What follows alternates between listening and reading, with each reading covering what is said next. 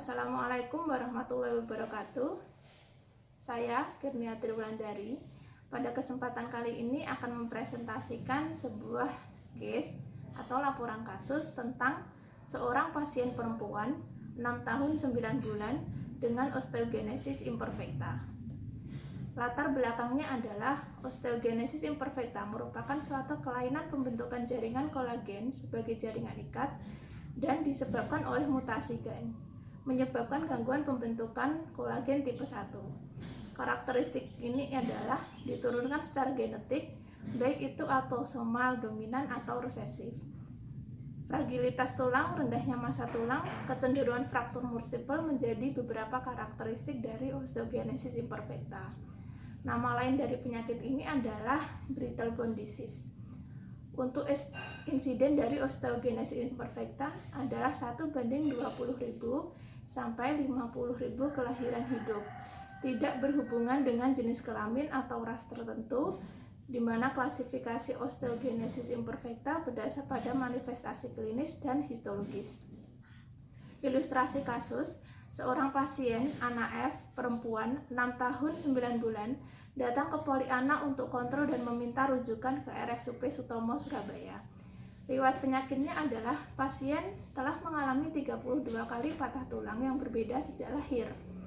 Pemeriksaan fisik menunjukkan punggung melengkung ke samping, kemudian tangan dan kaki melengkung, sklera berwarna biru, gigi karies Henny-Brown coloration, barrel chest, serta pada pemeriksaan radiologis menunjukkan osteoporosis yang parah tanpa kelainan pada temuan laboratorium.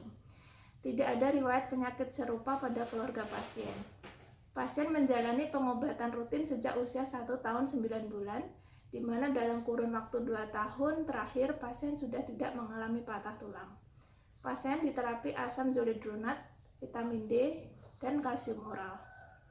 Diskusi, kasus ini ditegakkan berdasarkan anamnesa dan pemeriksaan fisik serta radiologis.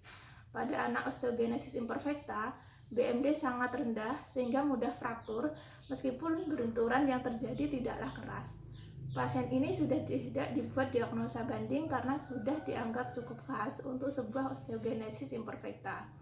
Pemberian bifosfonat pada kasus ini adalah sesuai dengan kepustakaan, yaitu untuk meningkatkan massa tulang dan mengurangi timbulnya fraktur.